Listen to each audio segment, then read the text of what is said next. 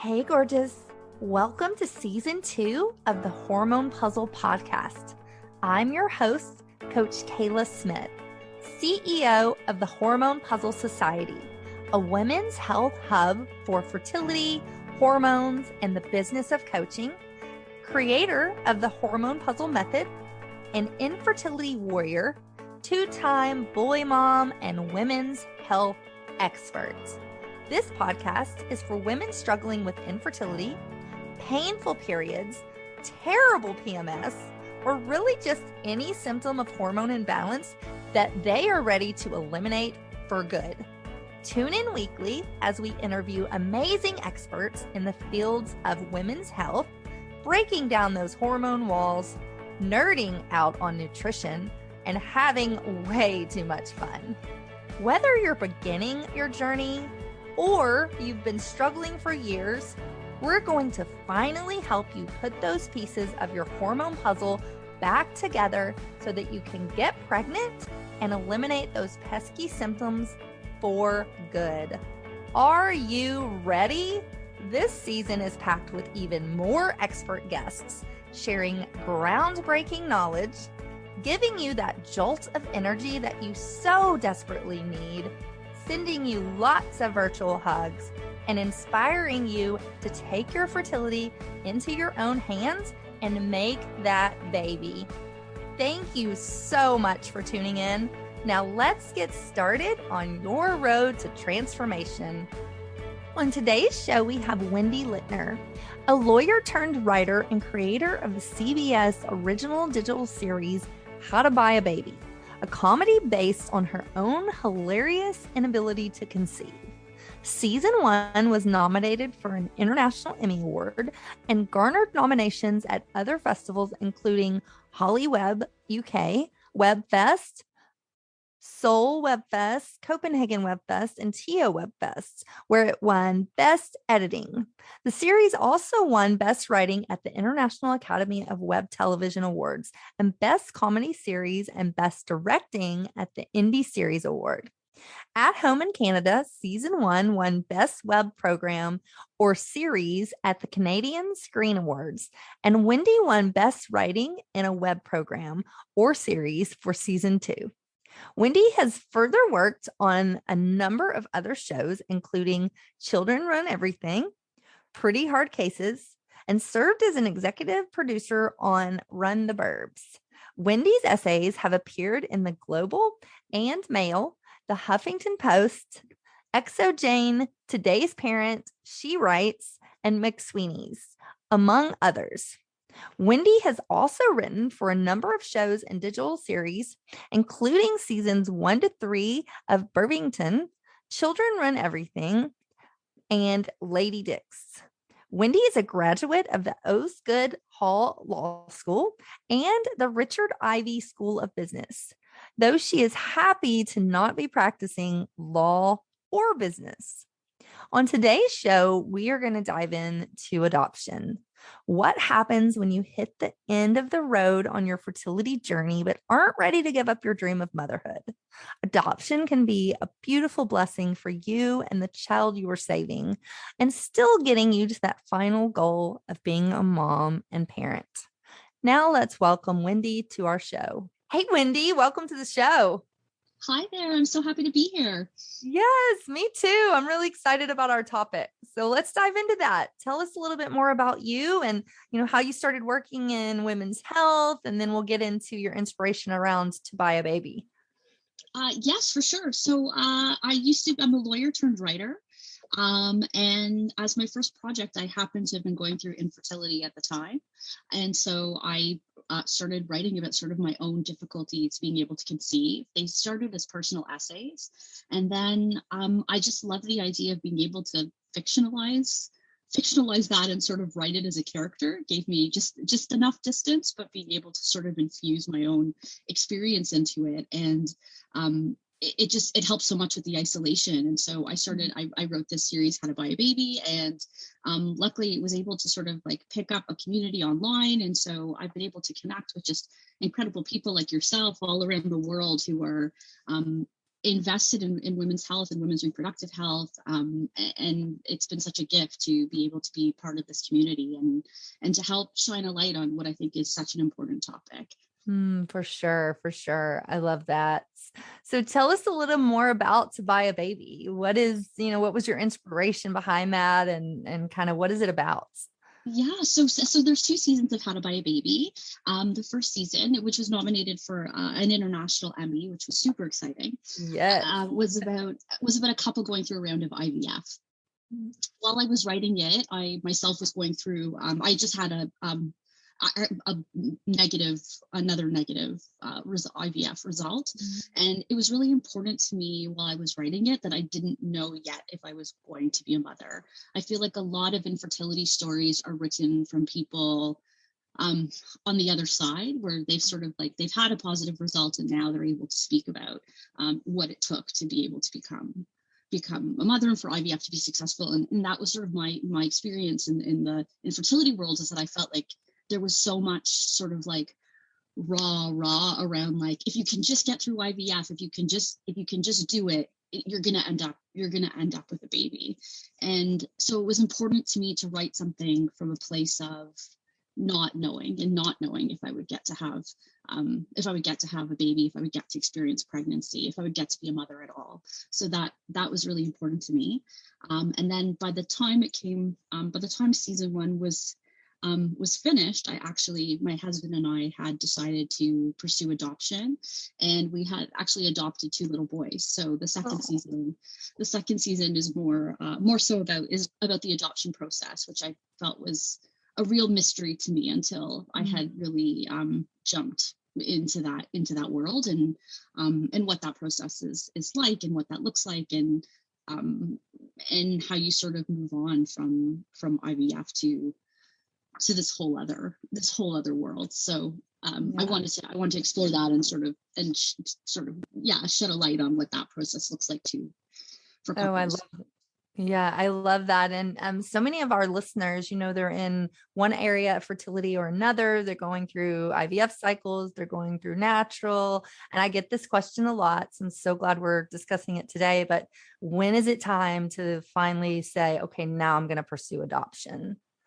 It's such a good question. And I so appreciate you asking, because I feel like we don't talk about it enough. And it's such a strange space, because I feel like it's hard telling people infertility treatments didn't work for me, because you don't want people not to have hope, and you don't want them. I feel like while you're going through them, you have to believe they're going to. Right. It's too hard to go through them. They're too expensive. It's such a hard space that I think sometimes we don't want to hear that it might not work. But I think it's important. I think it's important to talk about. For me, I think I can only speak to my experience, but for me, my body told me that I could not do one more needle. I could not do one more shot. And my heart could not take one more phone call from the clinic telling me that it was a negative result. And I felt like I wanted to be a mother. I felt like it didn't matter if it was, biological children or not. And I felt like plan A was always to be a mother. And whatever route was the route for me, then that's plan A. So to me, then plan A became adoption and being able to become a mother in that capacity. I love that. And I talk about this a lot with my clients. Your ultimate goal is motherhood. How you get there, that's just kind of, your path is your path. And as long as you can get to that final destination, that's what's important. So again, I'm so glad we're talking about this, because I feel like a lot of people are a little hesitant to even go there, especially when they're in the throes of IVF. But definitely it's important. It's important to think about and to talk about. So for sure. Definitely. Though I should say, people often, when you're going through infertility treatment, I don't know if your patients have experienced this, but people often say, like, have you thought about adoption? As if like, it's this new thing this like newfangled idea that like they're the first to consider. Yeah. It's something that I think is really, really, really hard to think about while you're in the throes of infertility. And I felt like I had to really firmly shut the door on infertility treatments to really be able to give it like give myself the space and the time to really pursue that. I think what's so hard about infertility treatments as adoption is that you feel like this ticking clock all the time. I felt like the 60 minutes clock was going like in my life right. like, at all times. And so I feel like there's not a lot of time to grieve. And so I do feel like I didn't have as much time to grieve as I think I probably should have taken between firmly deciding that I would not be pursuing a chance at biological motherhood and adoptive motherhood, because you're so scared, like, well, it's taken me years of failed treatments. What if it takes another 5 years, 10 years, 15 years to like get to be a mother? So I feel like it's so hard also dealing with all these issues of grief while you're still pursuing all these avenues to motherhood, that I think is why I think a community is so important of people that can sort of hold each other and hold each other's pain. For sure. And do you have any recommendations? Like what worked for you to kind of process that grief and then move into that area of adoption? Like, do you have anything that you did? Any maybe tactical tips? I think I kept focusing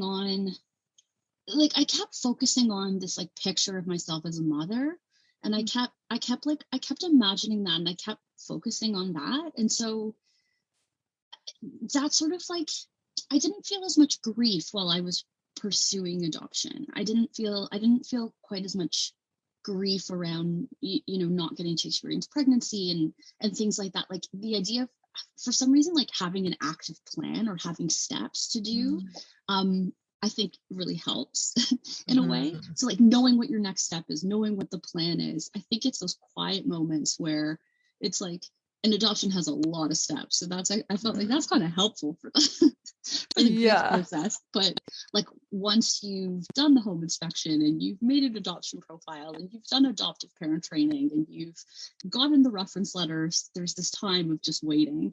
And I feel like it's so difficult because you don't know if you're ultimately grieving whether or not you'll ever be a parent, because you're still hoping to be one. So I think, sorry, I'm not really answering your question, but I think for me, the top two things were just letting myself feel my feelings and not judging them. I had to like really just let myself feel what I was feeling and feel them fully. And to that end, that meant like, if somebody has a baby shower and you don't feel up for going, like, that's okay. Like it's okay to prioritize your well-being and your mental health. I think I felt somewhat like I needed to like martyr myself by, being there for celebrations for other people's children. And I think, of course, those are happy things and they're wonderful, but it's also okay to protect your heart while you're going through those things and recognize that it's a trauma and it's really, really difficult and painful, and it's okay to take care of yourself. Yeah. That makes sense. And that was what I was going to say is I'm assuming that it would feel like there is a bit of light at the end of the tunnel, because now you're pursuing this new dream with the same goal in mind. So it gives you a little bit of, renewed hope. So I love that. It does. It does give renewed hope. I felt like I didn't quite feel the grief around pregnancy. I was surprised that I felt it more once I was able to adopt my sons. It felt like the grief sort of became this like enormous grief of, before it was sort of this like very general idea of like, I wish I was pregnant. I wish I got to feel a baby inside me. I wish I got to have that moment where they put a baby on your chest. But then it became this grief of like, I wish I got to carry these babies. Like, I wish I was there for like the moment these babies came into the world. And that became like a much more specific, powerful kind of grief that I'm still dealing with. And I think, and it's the same thing, just telling myself like, it's okay to feel those feelings. And of course that comes with guilt of like, I wanted to be a mother and now I get to be a mother, and I didn't even think there were moments where I didn't think I'd even get to love children. And like, it's so hard not to be like, I start saying to myself like, how dare you feel that way? But I feel like that's part of grief is not judging those feelings and letting them run through you. For sure. And so earlier you talked about, adoption, there's so many steps and, I'm sure it's a really long process, but can you give us kind of the cliff notes of adoption if somebody's thinking now they're wanting to pursue this and maybe they haven't thought about it before? What are maybe some steps that we need to take? Yeah, absolutely. I'm in Canada, so it's probably a different process than other jurisdictions. Yeah, So so we're worldwide. So you can you're speak worldwide. to Canada. So, Yep. so I can So speak to Canada. Yes, yes. But I think, but even more generally, I think it's important that if you have a partner, if you're doing it with a partner, it's like really important that you're on the same page. I think it's important that your expectations are the same, that you're on the same page, and you talked about these things. But for in Canada here, a lot, and I would think it's a lot of similar steps is you work with an adoption worker and they come and do a home inspection, which is like such a surreal process of like somebody coming and inspecting your electrical outlets and things like that. And we worked with the loveliest adoption worker who like joked with me that she's like, you don't have to worry about washing the floors next time, like it's fine. which I totally appreciated, because like of course I was like on hands and knees scrubbing the floor, pretending that they always look like this when like they obviously do not. It was very sweet of her. And then in Canada, you have to do adoption training. You have to do, it's called a PRIDE course. And I'm terrible that I can't remember what the acronym stands for, but it's essentially where it sort of talks about adoption. And I think it's really important because I think a lot of times adoption is sort of, it has a fairy tale quality to it when we talk about it in the media. And I think it's really, really important going in that people understand the sort of that it's so much more complex than that. I remember the adoption, the teacher said at the beginning that adoption is a trauma, but a necessary one. And I really appreciated that, and just learning about, you feel like you've been through this whole trauma, and understanding the trauma of what your future child is going through too, I think is really important and very painful, and something that takes like a lot of work, I think, to understand and be there fully with that, to be able to be present for them. And then the really, really icky part is having to create, I call them like marketing materials for you. Like we had to make this adoption profile book of ourselves that felt like, it felt like a brochure of like us, like all smiling, like this is us, this is our house, this is our dog, this is our cat, like aren't they cute? It was like it's the strange like marketing process of but that sort of, I feel like that sort of part of infertility and adoption is having to prove why you want to be a mother, that I think people that can get pregnant the fun way don't have to contend with. And I think it's that sort of like justification and that having to like prove that, the kind of parent you would be, that I think can be really difficult. For sure. And so how do we find a reputable adoption worker? Do you have any tips there on, maybe some places we could look for a reputable agency? That's a really good question. I was really, really grateful that I found the infertility community so amazing and so wonderful that I felt like as soon as I turned to adoption, I turned to try and find the same community in the adoption space. So like I would look for like whatever your local, if there's like a local adoption association. So here in Ontario, there's like an adoptive, like Ontario Adopts association, and really speaking to somebody in the community who had gone through it was able to, I felt like there's no better way to really understand the process than to sort of like sit down with somebody else who's gone through it. And I felt like somebody who went through it sat down and was like, I'm not a very good project manager, like whatever side of the brain that is, it's not me. So like I needed somebody to give me like a checklist, like these are all the things you need to do. This is what you Google, like this is who you call. I needed that. And so I was lucky enough to like somebody sat down with me and did that. And I try and pay that forward now and do that. So I would say start with somebody in your area who's like in the same jurisdiction as you, who's gone through the adoption process, and look up any sort of like local organizations that have vetted like adoption workers and adoption agencies. Gotcha. Yeah. I love it. So we're going to take a short break. We're going to hear a word from our sponsors. We're going to come back and we're going to talk practical tips on really just optimizing our mental health through all of this. So we'll do that when we come back. Hey y'all, it's Coach Kayla here. I hope you are loving this episode as much as I am. We will be back in just a minute, but first, a word from our sponsors. This episode is brought to you by the Hormone P.U.Z.Z.L.E Society, a women's health hub for fertility, hormones, and the business of coaching. Whether you're struggling to get pregnant with pesky hormone symptoms, or you're working to build a career in the fertility and women's health space, we have you covered. Visit our website at www.coachkayla.com to learn more on how we can help you. Text the keyword fertility to 615-257-8855 for your free fertility meal plan. Hey, Wendy, welcome back. Hi there. So let's talk quick tips. What are maybe your 5 best kept secrets for really managing our mental health through this journey, whether we're still in the throes of infertility or we've now decided to pursue adoption? I think number one, don't be infertile in the first place. It makes it a lot easier. If you can avoid that, that'd be great. But yes, even if that's impossible, number one is like you have to stay off Google.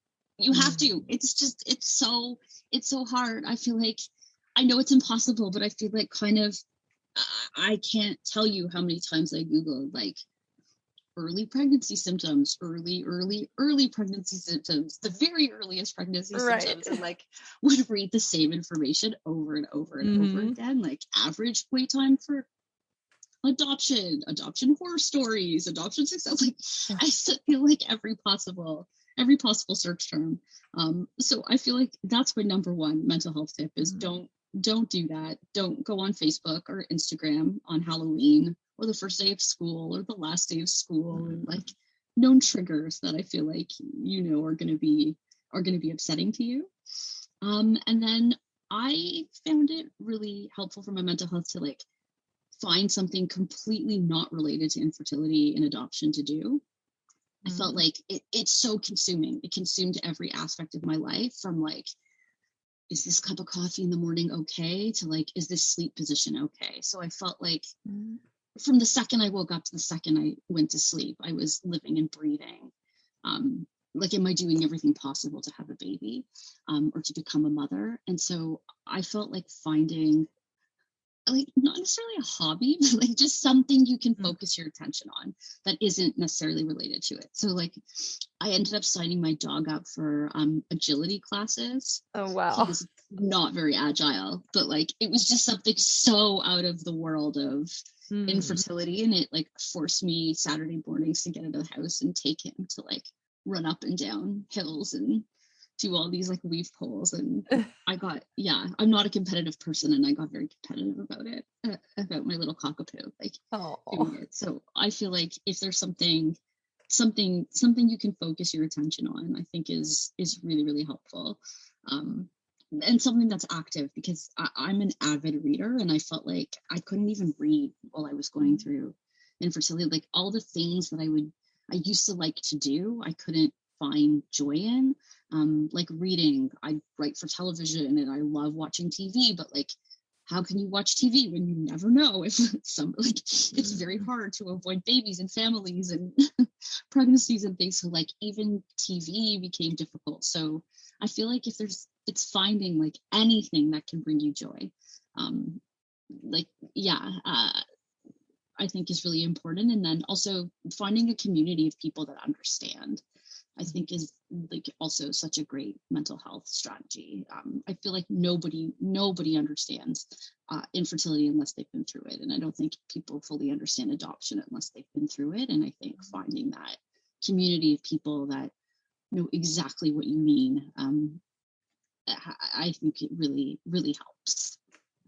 For sure. And there's such a wonderful community around infertility. I'm assuming adoption is the same. It's just There like this is, yes, sisterhood. Yeah.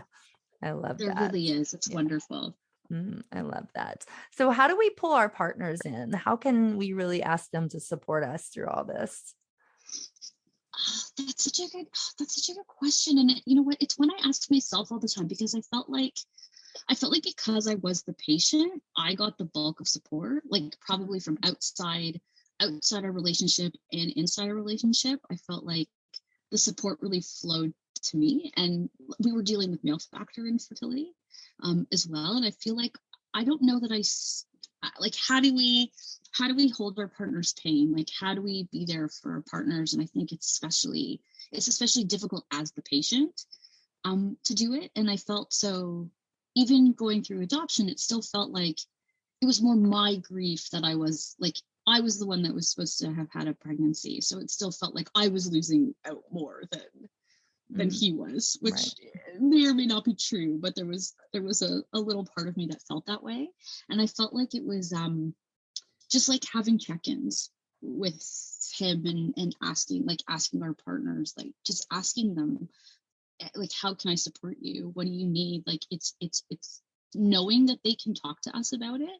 I think also, like, I wonder if partners are worried that the other one can't hold their pain because they're hurting so much themselves. And I think it's just having to find like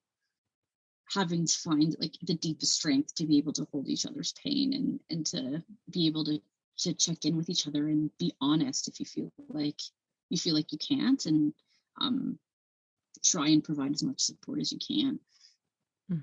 For sure. For sure. And I think it's too, just that communication, trying to keep that communication open is so important. Whether you're going through fertility or adoption or, anything, it's communicating with your partner and letting them know that you're in pain and this is how they can help you. So I completely agree. Yeah, I think that's great. Yeah.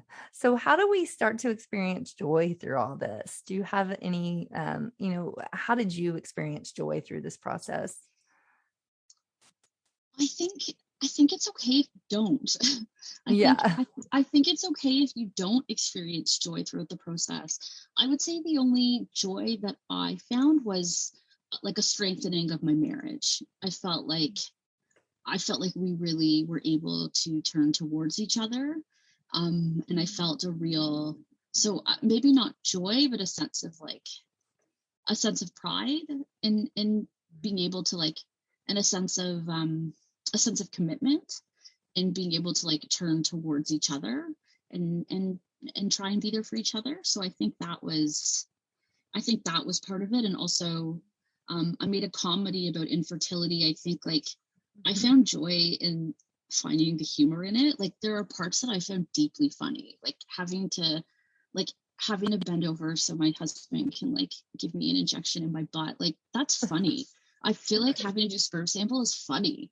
Like, in the waiting room, like, it's funny. I felt like there were, like, a lot of aspects of it that are so ridiculous that I was able to laugh at. And so I feel like, I don't know, humor for me is the best coping mechanism. I brought it to adoption too. And so I felt like, if there's any way to keep your sense of humor about you, if there's any way to laugh at the ridiculous parts of it, then laugh away.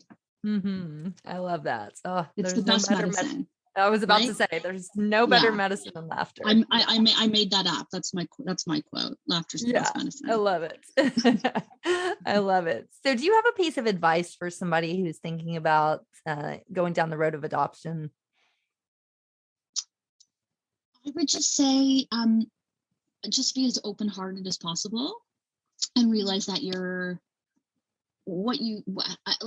I feel like I grew a lot, and I grew so much in the process, and what I thought motherhood would look like is not what it ended up looking like for me. And that's perfect the way it is. And that just to be that it takes some fluidity to your thinking, and just I just to be able to approach it with an open heart, and not this preconceived idea of what type of mother you'll be, or what your family might look like.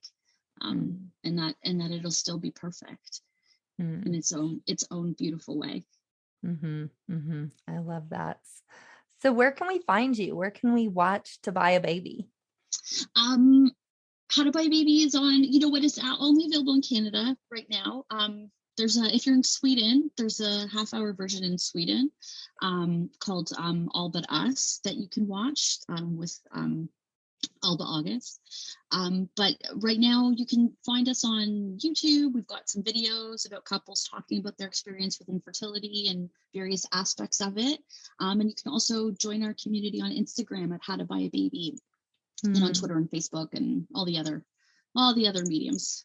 Yes, I love it. We'll have all that in the show notes, so it'll be really easy to find. Awesome. Okay, and I would love, before we close, just to tell us a little more about how your story ended. You have 2 boys now. So what are their ages? And, tell us a little bit about that. You know what I do? I have 2 precious, beautiful, perfect boys that I adopted at they were 2.5 years old. And you know what? I feel like their story is theirs. So I usually, I feel like I leave it to them to tell the rest of the story. But I feel like motherhood is the only thing that's ever surpassed my expectations, and getting to love them has been just the most joyous, best experience of my life. And there's not a day that goes by that I don't feel the privilege of getting to love them and be there for them. And yeah, I just love them so much. Yeah, I love that. Isn't being a boy mom fun? We have 2 boys as well. And oh my gosh, never. Oh my gosh, how old are yours? So just turned 6 and 8. Oh my goodness, mine are 6 now. Oh boy, yeah, there's pee everywhere. Fun, yes, fun age. And my little 6-year-old never stops talking. I'm like, can you take a breath for 1 second? He never stops talking. I'm like, oh my goodness, but it's so fun. They're so fun too. They're like breathless all the time. Yeah. So much fun. Yeah. Well, I love it. Thank you so much, Wendy, for being here. Before we close, any final thoughts, any words of encouragement, maybe a favorite quote you want to leave us with? Just sending so much light and love to everyone listening, and that you're not alone. Please don't ever think you're alone going through this. You're not alone, and you're not broken. And I don't know what the result will be. I don't know how you'll be a mother, but I can tell you you're going to be okay. For sure. I completely agree. I love that. Oh, well, thanks again for being here. It was so fun to meet you. And it's so lovely to meet you. Thank you for having me. All right. Thank you, ladies, for listening to the Hormone P.U.Z.Z.L.E Podcast. Until next time. Bye. Hey, hang on just 1 second before you go. I want to make sure that you are aware of all of the amazing free resources that I have for you on my website at CoachKayla.com.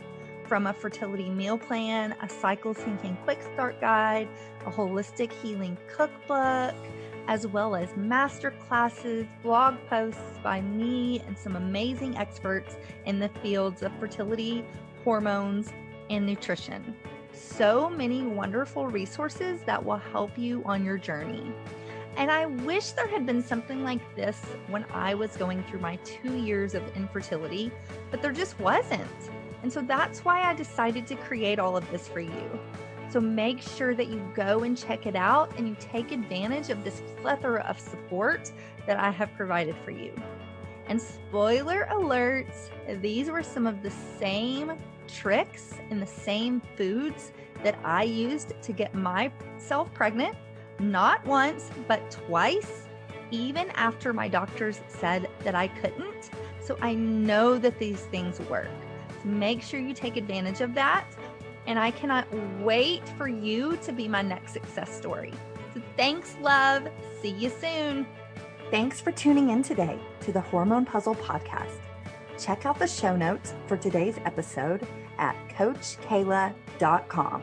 If you like what you hear, please subscribe and leave a review.